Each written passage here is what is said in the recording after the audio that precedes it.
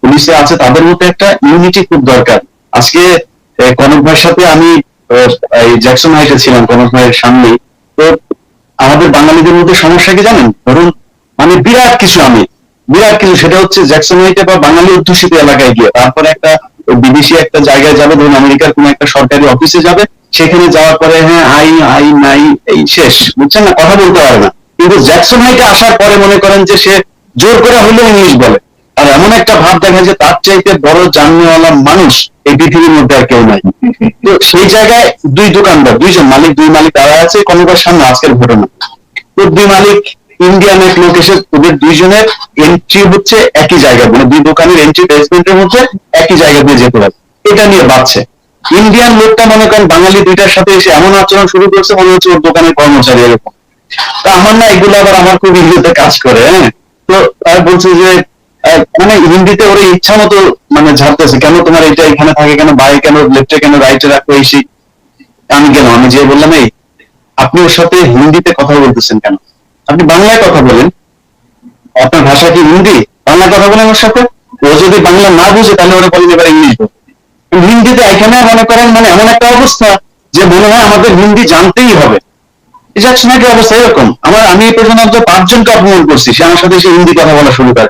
Y you speaking Hindi, speaking English ভাইকা, তুমি আমার সাথে বাংলায় কথা বলো না ইংলিশে কথা বলো, হিন্দিতে বলো কেন? বলছি ইউ ডোন্ট নো হিন্দি। আমি ওয়াই আই শুড নো, আমি কি এখানকার মাতৃভাষা যে আমার হিন্দি জানতেই হবে? তখন সে গুরু কয় all Bangladeshis know why you don't know. আমি কই they are stupid, that's why they know Hindi. এইভাবে অপমান, আজকে কতবার সামনে অপমানটা করে আসছি তাদের। যখন আমি এই কথা বলছি, আমি যেহেতু ওদের বসে ও একটু সাহস পাইছে, সাহস পাওয়ার পরে তখন ওই ইন্ডিয়ান একেবারে মনে করেন বিড়ালের মতো পালাই গেছে, আর কোনো কথা বলে না। এটা হচ্ছে আমাদের বাঙালিদের অবস্থা। আমাদের মধ্যে ইউনিটি খুব দরকার। ধরেন খালি পুলিশ আর সেনাবাহিনী বলে লাভ নেই। আজকে আমাদের সাংবাদিকদের কথা বলি, আমি আমার নিজের অভিজ্ঞতা থেকে বলছি যে সাংবাদিক বিশেষ করে যারা উপরে আছে, অনেক ভাই টেলিভিশনে কাজ করে আসছে, আমি একই টেলিভিশনে কাজ করেছি, মানে কোন সাংবাদিক যদি মনে করেন একটু সিনিয়র রিপোর্টার হয় এরপরে কেউ আর কাউকে দেখতে পারে না, ওরা দেখতে পারে না, ওরা দেখতে পারে না, সবার সাথে সবার সমস্যা, কেউ কারোটা মেনে নেয়। এই হচ্ছে আমাদের সাংবাদিক। এখন আমাদের বলা হচ্ছে যে সাংবাদিক সমাজের আয়না। তো সে আয়নায় যদি আপনি প্রেস ক্লাবের অবস্থা দেখেন, একদিকে ফেডারেল একদিকে ডিউজ, আরে ভাই সাংবাদিক সেই আয়নায় যদি মাঝখানে ভাঙা থাকে তাহলে অন্য সমাজের অবস্থাটা কি হবে? প্রেস ক্লাবের দুইটা অংশ কেন থাকবে একই অবস্থা? এখন সেনাবাহিনীর অবস্থা যা হচ্ছে, পুরো দেশটাই আসলে বিভক্ত হয়ে গেছে দুইটা ভাগে, এবং গত 12 বছরে এই ভাগটাকে স্পষ্ট করা হয়েছে। কারো আমরা কিন্তু ভাগ হয়ে আছি, কিন্তু যারা আমাদের বিরুদ্ধে তারা কিন্তু ঠিকই একেবারে ইউনাইটেড হয়ে, যেটা দেলোয়ার ভাই বললো যে ইসকন টিসকন, এই ইসকন বলুন আর ভারতীয় যে দালাল আছে সেই তাদের ধর্মের খাতিরেই হোক, তারা কিন্তু ঠিকই থানার ওসি, কোথাকার এসপি, তারপরে ডিআইজি, তারপরে হাইকোর্টের বিচারপতি, এইসব প্রমোশন, আপনার সেক্রেটারি হিসেবে নিয়োগ, সব কিন্তু তারা ঠিক মতো আছে। তাদের সব আপনি ডিজি দেখেন না, আপনি এই বাংলাদেশের যতগুলো প্রতিষ্ঠান আছে তার মধ্যে অন্তত 60 ভাগ প্রতিষ্ঠান। কিন্তু এই যে সম্মানটা সুযোগটা পাচ্ছেন, এটা সেনাবাহিনী, এই বাংলাদেশের সেনাবাহিনী এবং জনগণের এবং দেশের জন্য কাজে লাগান, এই সুযোগ কিন্তু আর আসবে না। দেশের স্বার্থের উপরে আর কারো স্বার্থ থাকতে পারে না। অন্য কোন দেশের কোন ব্যক্তির কোন দলের স্বার্থ দয়া করে দেখবেন না, এই সুযোগ জীবনে আর আসবে না। জীবনে যত অতীতে ভুল করেছেন, আমিও জীবনে ভুল করেছি ব্যক্তি হিসেবে, আপনারাও থাকতে পারে, আমরা কেউ ফেরেশতা না, আমরা কেউ নবী রাসূল হয়ে আসি নাই, সবারই ভুল ত্রুটি আছে। আপনি যে ভুল করেছেন, এই সুযোগ কিন্তু সবকিছু মুছে একটা সবার কাছে, সেনাবাহিনী, এই সশস্ত্র বাহিনীর কাছে, জনগণের কাছে, দেশের কাছে নিজের মাথা উঁচু করে দাঁড়ানো, এইটুকু হত্যার বিচার হবে, সব হত্যার বিচার হবে। এবং ইলিয়াস হোসেন, আপনারা কি মনে করেন এই যে প্রদীপকে ধরুন, আমরা আজকে সকালবেলা আমি কথা বলছিলাম আমার দেশ পত্রিকার সম্পাদক জনাব মাহমুদুর রহমানের সঙ্গে, তিনি 39 দিন রিমান্ডে ছিলেন, 39 days। উনি 39 দিন ওনাকে রিমান্ডে নেওয়া হয়েছে। রিমান্ডে উনি কমপ্লেন করার পরেও তার কমপ্লেন আমলে নেওয়া হয়নি, টর্চারে তাকে একবারের জন্য কখনো ডাক্তারের কাছে পাঠানো হয়নি, হসপিটালে পাঠানো হয়নি। প্রদীপ নিরাপত্তার ক্ষেত্রে আমরা দেখছি যে স্পেশাল ট্রিটমেন্ট, তাদেরকে কোর্টে আনার আগে হসপিটালে নিয়ে যাওয়া হচ্ছে, হসপিটাল আহ, আসার আগে একবার যাচ্ছে, যাওয়ার পরে একবার যাচ্ছে, অর্থাৎ এক ধরনের বিশেষ ব্যবস্থা তাদের জন্য নেওয়া হয়েছে। এবং প্রদীপ কিন্তু কোনো ধরনের স্বীকারোক্তি ছাড়াই কারাগারে চলে গেছে। তো এখন কি করণীয়, কি করা যেতে পারে? ইলিয়াস দিয়ে শুরু করি। ইলিয়াস। কনক ভাই, এই যে ধরুন আমরা যে কথাগুলো বলছি, এই আপনি যদি সোশ্যাল মিডিয়ার বাংলাদেশে ফেসবুক, ইউটিউব এইসব জায়গাগুলোতে যান, পত্রিকার লিঙ্কগুলো, সেখানে গেলে দেখবেন বাংলাদেশের জনগণ কিন্তু এই ঘটনাগুলো সব জানে। এবং যারা তাদের আশেপাশে আছে, পুলিশ বলুন আর সেনাবাহিনী বলুন, গোয়েন্দা সংস্থা বলুন, সবাই কিন্তু জানে এই বিষয়গুলো, যে এগুলো কিভাবে হচ্ছে। আপনি কনক সারোয়ার নিজে বাংলাদেশের অত্যন্ত স্বনামধন্য একটা টেলিভিশন, অত্যন্ত স্বনামধন্য একজন সাংবাদিক, আপনি রিমান্ডে ছিলেন, আপনি আপনার সাথে কি ব্যবহার করা হয়েছে সেটা আপনি নিজে জানেন, রিমান্ডের খবর আমরাও জানি। তো এখন সেই জায়গাতে প্রদীপকে 15 দিন দরকার হয় মানে একটা কথা বের করার জন্য, 164 দেওয়ার জন্য, তো মানে 24-এ করে নাও থাকে তারপরেও বের করা একেবারে ইজি, যেটা প্রমাণ এই গত কয়েকদিন আগে নারায়ণগঞ্জে যে ঘটনা ঘটলো, সেই মেয়ে ফিরে এসেছে, তাকে অলরেডি তার মামলায় স্বীকারোক্তি দিয়ে তাদের সাজা টাজা হয়ে যাচ্ছে, এরকম অবস্থা। তো এখন এগুলো তো খুব স্বাভাবিক ব্যাপার, কিন্তু সমস্যা যেটা সেটা হচ্ছে যে আমাদের মধ্যে যারা আমরা এই কাজগুলো করছি, যেটা আগেই বললাম, যে শুধুমাত্র ব্যক্তি স্বার্থের জন্য পুরো দেশটাকে একটা ঝুঁকির মধ্যে, আমাদের দেশের স্বাধীনতা সার্বভৌমত্বকে আজকে ঝুঁকির মধ্যে ফেলে দিলাম।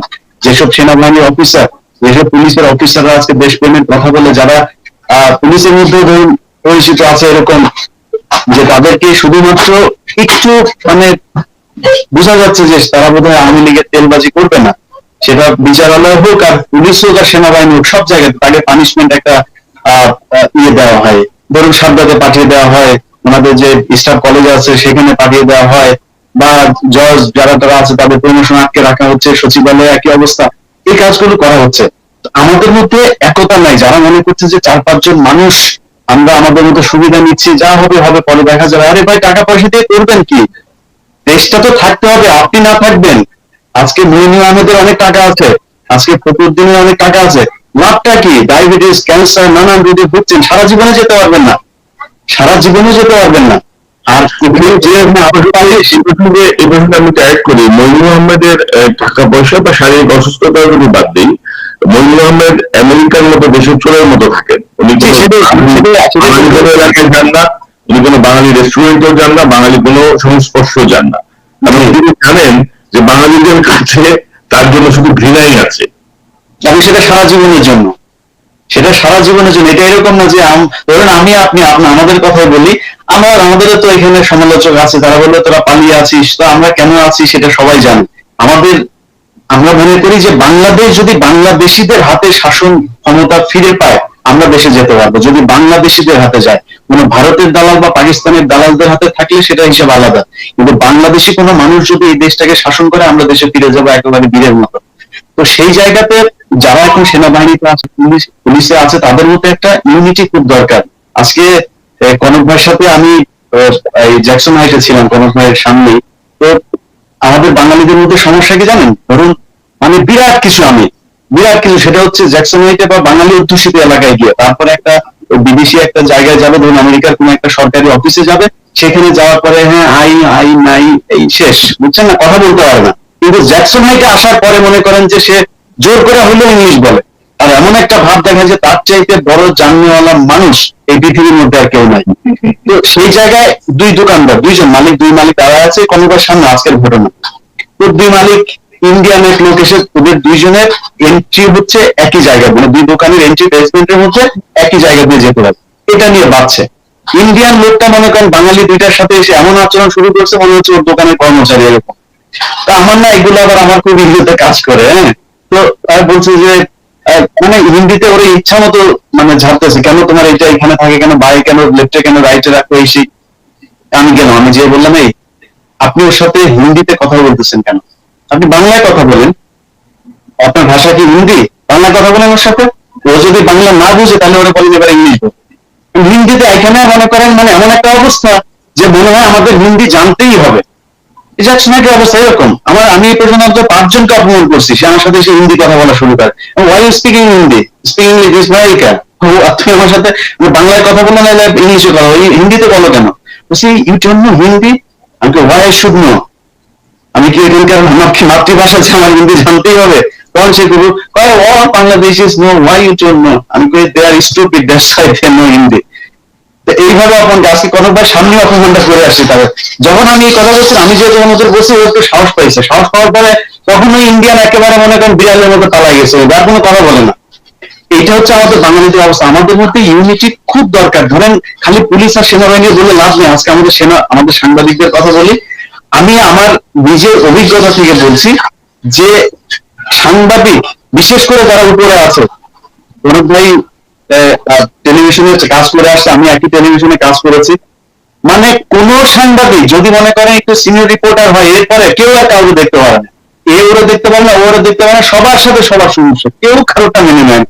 এই হচ্ছে আমাদের সাংবাদিক। এখন আমাদের বলা হচ্ছে যে সাংবাদিক সমাজের আয়না। তো সেই আয়নায় যদি আপনি প্রেস ক্লাবের অবস্থা দেখেন, একদিকে ফেডারেল, একদিকে ডিউজার, বা সাংবাদিক, সেই আয়নায় যদি মাঝখানে ভাঙা থাকে, তাহলে অন্য সমাজের অবস্থাটা কি হবে? প্রেস ক্লাবের দুইটা অংশ কেন থাকবে? একই অবস্থা। এখন সেনাবাহিনীর অবস্থা যা হচ্ছে,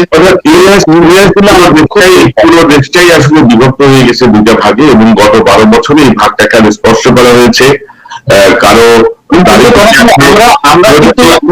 আমরা কিন্তু ভাগ হয়ে আছি, কিন্তু যারা আমাদের বিরুদ্ধে তারা কিন্তু ঠিকই একেবারে ইউনাইটেড হয়ে, যেটা দেলোয়ার ভাই বললো যে ইসকন টিসকন, এই ইসকন বলুন আর ভারতীয় যে দালাল আছে সেই তাদের ধর্মের খাতিরেই হোক, তারা কিন্তু ঠিকই থানার ওসি, কোথাকার এসপি, তারপরে ডিআইজি, তারপরে হাইকোর্টের বিচারপতি, এইসব প্রমোশন, আপনার সেক্রেটারি হিসেবে নিয়োগ, সব কিন্তু তারা ঠিক মতো আছে। তাদের সব আপনি ডিজি দেখেন না, আপনি এই বাংলাদেশের যতগুলো প্রতিষ্ঠান আছে তার মধ্যে অন্তত 60 ভাগ প্রতিষ্ঠান ডিজি গিয়ে দেখেন আপনি, তারা ভারতীয় এসব দালাল। আমি ধর্মের কথা আমিও বলছি, আমি ধর্মের নাম এটা হচ্ছে ব্রিটিশ পদ্ধতির rule and divide and rule. একটা সময় আপনি দেখবেন যে কারো দাঁড়িয়ে আছে মানে সে রাজাকার, সে জামাত ইসলাম, সরকারের সঙ্গে হচ্ছে সে বিএনপি জামাত, যাই কিছু হোক সরকারের বিপক্ষে গেলে সেটা চেতনার দিকে চলে যায়, চেতনা। তো দেলোয়ার ভাই, এই যে প্রদীপ কোন রকমের স্বীকারোক্তি ছাড়াই কারাগারে পাঠিয়ে দেওয়া হলো তাকে, এর মধ্যে এরকম একটি ফোনের রেকর্ড, তো আপনি কি মনে করেন এখন কি করণীয়? দেলোয়ার ভাই, আপনার কাছ থেকে জানতে চাচ্ছি যে এই মুহূর্তে আইনগত ভাবে কি করার আছে, বা সেনাবাহিনীর পক্ষ থেকে বা র্যাবের পক্ষ থেকে কি করতে পারে, কি মনে করেন আপনার পরামর্শ? আমি প্রথমেই যেটা আগে বলেছি লাইভে, যে যদি আমাদের সেনাবাহিনী বলতে তো আসলে ব্যক্তিগতভাবে সেনা প্রধান কেন্দ্রিক, বিকজ ওনার ইচ্ছার প্রতিফলনটাই হবে এই বিচারের রেজাল্টটা, রায়টা কি হবে আসলে।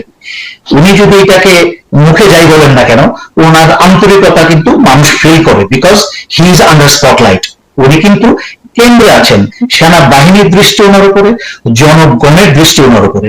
সুতরাং উনি মুখে কি বলছেন ইজ নট ইম্পর্টেন্ট, উনি আসলে কাজে কি করছেন দ্যাট ইজ ইম্পর্টেন্ট। আপনাকে আমি একটা কথা বলি, সেনাবাহিনীতে একটা কথা আছে, চুন কাম ধুমধাম কম কাম। মানে ক্যান্টনমেন্টের ভিতরে যখন ঢুকবেন, দেখবেন প্রতি গাছের গোড়ায় গোড়ায় সাদা এবং লাল রং দিয়ে সাজানো। ওই যে আপনার গাছের গোড়ার মাঝখানে চোখটা যাওয়ার সাথে সাথে কিন্তু আপনার মনটা ভালো লাগে, কি সুন্দর ডিসিপ্লিন, কি সুন্দর রাস্তাঘাট, কিন্তু ভিতরে আসলে কিন্তু কাম কাজ কম। তো চুন কাম ধুমধাম কম কাম, বাইরে দেখানো বেশি, ভিতরে কাম কাজ কম। তো আমার মুখের কথার মাঝখানে যদি ফুল ঝুড়ি ধরে যে হ্যান কারেন্ডা, তাহলে এই বিচার হবে সেই বিচার হবে, কিন্তু যদি আমি সেই বিচার সঠিক মতো হওয়ার পথে চাপ প্রয়োগ না করতে পারি বিভিন্ন বিভাগের উপরে, সেই আন্তরিকতা যদি না থাকে, সেই যেটা হওয়ার কথা তাই হচ্ছে, নাটক হচ্ছে, হাসি তামাশা হচ্ছে। আমরা মেরিন ড্রাইভের উপরে দেখছি একটা এরকম ভয়ঙ্কর খুনের আসামি একটা মানুষকে, অফিসার পরে বললাম, একটা মানুষকে 4টা বা 6টা গুলি করে গলায় বুটের পাড়া দিয়ে এত সাক্ষী প্রমাণের পরেও সেই মেরিন ড্রাইভের দুজন হেসে এসে নাটকের শুটিং স্টেজ তৈরি করছে তারা। এটা একটা সাধারণ জ্ঞান সম্পন্ন একটা মানুষের জন্য বোঝার দেরি লাগে না। এখন এইটার উপরে এই মিথ্যার উপরে যতই বাটার এবং সুইটনার লাগিয়ে দেখ না কেন, এটাকে কিন্তু সত্যি করানো যাবে না। দাদা ভাই, ওই যে সরকারি যে তদন্ত কমিটি, স্বরাষ্ট্র মন্ত্রণালয়ের একজন অতিরিক্ত সচিবের নেতৃত্ব হয়েছে, তারা যে 60-70 জনের সাক্ষাৎকার নিয়েছে, একজনের শো অফের ব্যাপার চলছে, তারা শুধু সময় নিচ্ছে, 7 দিন করে সময় নিচ্ছে, কি মনে করেন ওই তদন্ত কমিটি সম্পর্কে আপনার? খুব সহজ ব্যাপার, justice denied is justice delayed is justice denied. এই যে আমাদের গত 12 বছর ধরে দেখেছি যে প্রত্যেকটা হত্যাকাণ্ডে যেখানে একটা সামাজিক চাপের সৃষ্টি হয়েছে, বাধ্য হয়েছে প্রতিশ্রুতি করতে যে এটা বিচারের দায়িত্ব হয়, এই অ্যারেস্ট করা, হাত করা, পড়ানো, নাটক টাটক কিছুদিন চলেছে, তদন্ত কমিটি হয়েছে। এখনো পর্যন্ত এই 12 বছরে কোন তদন্ত কমিটির তদন্তের মুখ দেখেছেন, কোন রিপোর্ট দেখেছেন? সেটা হত্যার রিপোর্ট বলেন আর বাংলাদেশ ব্যাংকের রিজার্ভ চুরির রিপোর্ট বলেন, যে খালেদ সাহেব যে রিপোর্ট করেছেন ওটার মুখ কেউ দেখেছেন? কোনো কিছুরই কোনো রিপোর্টে দেখে নাই। এইগুলো তদন্ত কমিটি, এগুলো সব হচ্ছে আইওয়াশ।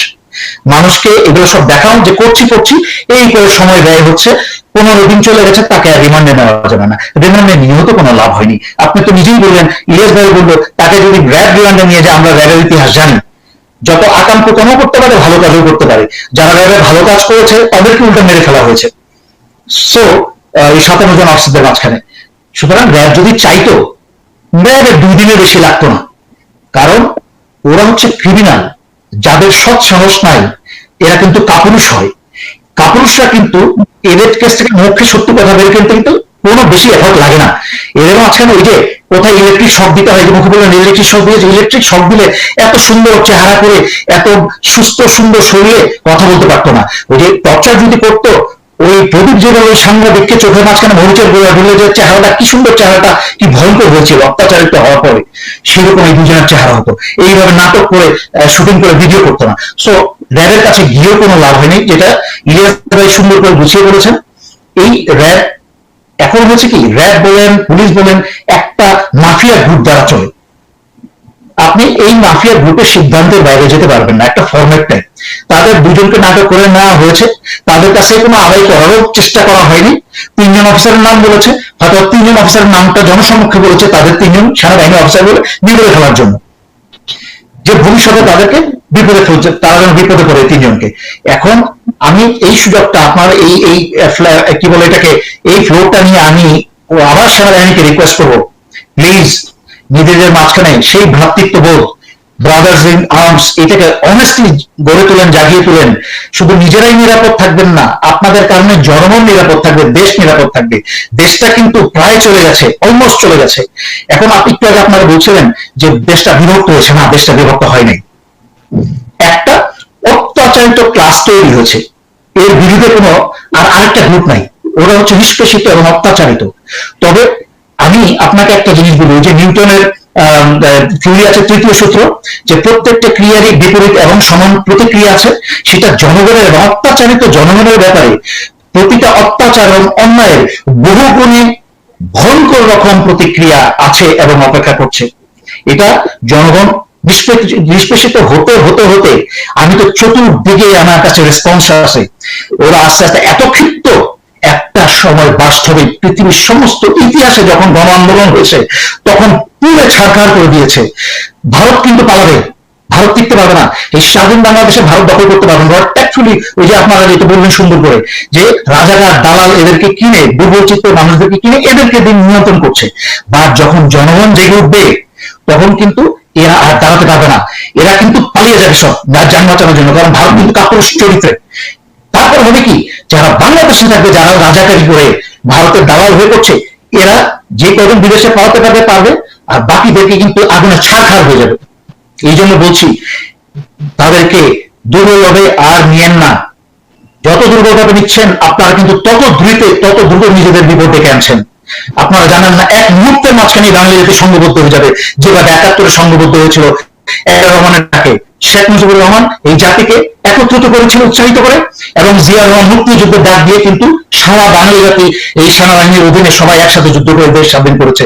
এই জাতি পারে, এবং ইনশাল্লাহ আবার পারবে, আবার করে দেখাবে। পরিস্থিতি ওদিকে যাচ্ছে, নিউটনের 3য় সূত্রের মতোই আমরা মনে করছি ওদিকেই যাচ্ছে। প্রত্যেকটি ক্রিয়ারই একটি সমান বিপরীত প্রতিক্রিয়া আছে, এবং সেটি আমার মনে হয় যে জনগণ যে পরিমাণ ক্ষুব্ধ, আমরা সোশ্যাল মিডিয়ায় বা এখানে যে পরিমাণ কমেন্টস আছে, সেটা থেকেও যদি আমরা বের করি তাহলে দেখা যাবে 90% মানুষের ক্ষোভ এখানে প্রতিফলিত হচ্ছে। তো জনাবে আরেকটি ক্লিপ আছে সেনাপ্রধানের সাম্প্রতিক, আমরা একটু ক্লিপটা আগে দেখি। আমরা দেখছি ঘটনার পরে দুটি বাহিনীকে মুখোমুখি দাঁড় করার জন্য একটা মহল খুবই চেষ্টা চালিয়েছিল। আপনি হয়তো কক্সবাজার যাওয়ায় সেটা কিছুটা শান্ত হয়েছে। এটা আসলে কারা আপনারা এবং আপনাদের নিজস্ব কোনো তদন্ত হয়েছে কিনা সেই অনুসন্ধানে কি বেরিয়ে যাচ্ছে? না দেখুন, আমরা যুগ যুগ ধরে দেখে আসছি যে কোনো একটা ঘটনা ঘটলে কেউ না কেউ এটার একটা আনডিউ প্রিভিলেজ দিতে চায়। এবারও অনেকে চেষ্টা করেছিল, হয়তো এখনো করছে। তো এই ধরনের ঘটনা চলতেই থাকবে। তবে সচেতন মানুষ এগুলো বুঝে যে একটা ঘটনা ঘটেছে, অবশ্যই অত্যন্ত একটা নৃশংস ঘটনা, ন্যাক্কারজনক ঘটনা। সেটাকে আপনারাও দেখেছেন যে শুধু সেনাবাহিনীর পক্ষ থেকে এটাকে ঘৃণা জানানো হয়নি, ইভেন পুলিশ প্রধানও সেদিন এসেছিলেন, তারাও সেই ঘটনার জন্য দুঃখ প্রকাশ করেছেন এবং সকলেই মর্মাহত হয়েছে এই ঘটনাটাতে। তো এরকম একটা ঘটনাকে নিয়ে কেউ যদি অন্য কিছু করার চেষ্টা করে, সেটা সত্যিই খুব দুঃখজনক ঘটনা এবং সেটা কাঙ্ক্ষিত নয়।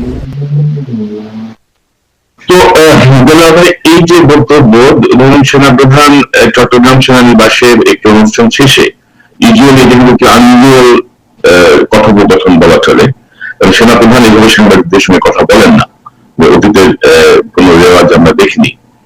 তো তারপর তিনি বলেছেন, এবং এই সাংবাদিকের যে প্রশ্ন, সেই প্রশ্ন আমার মনে হচ্ছে ইট ওয়াজ অ্যারেঞ্জড প্রেস কনফারেন্স টাইপ। সাংবাদিক প্রশ্ন করছেন যে এই ঘটনা ঘটার পরে কোন কোন মহল এটিকে মুখোমুখি করে দেওয়ার চেষ্টা করেছে বা সুবিধা নেওয়ার চেষ্টা করেছে। কি সুবিধা কে নিবে? মেজর সিনহা, অবসরপ্রাপ্ত মেজর সিনহার যে হত্যাকাণ্ড, নির্মম হত্যাকাণ্ড, এটি নিয়ে আমরা কি প্রতিবাদ করবো না? এটি নিয়ে কি আমরা বিশ্লেষণ করবো না? এটি নিয়ে কি আমরা এই যে আমরা এখন যে কাজটি করছি সেটি কি উনি বলবেন যে আমরা একটি অন্য দিকে নিয়ে যাওয়ার চেষ্টা করছি? প্রদীপের এই যে ফোন আলাপ নিয়ে আমরা আলোচনা করছি, সেটা কি অন্যায় কিছু করছি আমরা? সেদিকে আমরা অন্যদিকে নিতে চাচ্ছি? আমরা কি বাংলাদেশের বিরুদ্ধে কিছু বলছি? শুরু করি এরপর ফিরিয়াসের কাছে। দুর্বল চিত্তের মানুষ সবসময় কিন্তু একটা অজুহাত খুঁজে বের করে। যখন আপনি সত্যকে সামনে তুলে ধরবেন, তখন ভীরু লোকের কিন্তু অন্তর কেটে যায়, তখন আবল তাবল বকে।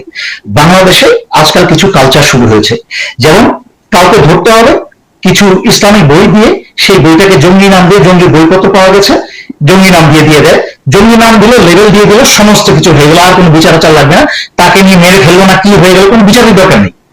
আর আরেকটা হচ্ছে ভিন্ন কাতে নেওয়া। এই যে শব্দটা আবিষ্কার হয়েছে ভিন্ন কাতে, আপনি যেটা সুন্দর করে বললেন, সিন্না হত্যার বিচার চাওয়া হচ্ছে, তার নিয়ে প্রতিবাদী সারা বাংলাদেশের সমস্ত সচেতন দেশপ্রেমিক মানুষ।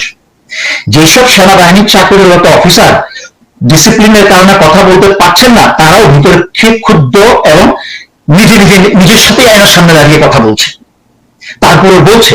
কিন্তু এটাকে যদি আপনি নাম দেন বিভিন্ন কাতে, এগুলো হচ্ছে হাস্যকর জিনিসপত্র। মানে আপনার ভালো কিছু বলার নাই, আপনাকে এটা হচ্ছে ডাইভার্ট করতে হবে, সাবজেক্টটাকে অন্য দেখে নিতে হবে, এই দাবিটাকে দুর্বল করে দেখাতে হবে, সেই জন্য আপনি বলছেন, ঢালাওভাবে বলছেন ভিন্ন খাত। বাংলাদেশে এই আজকালকার নতুন প্রজন্মের ছেলে পেলে, আমি একসময় মনে করতাম যে গণহারে যেভাবে কেজি বেড়ে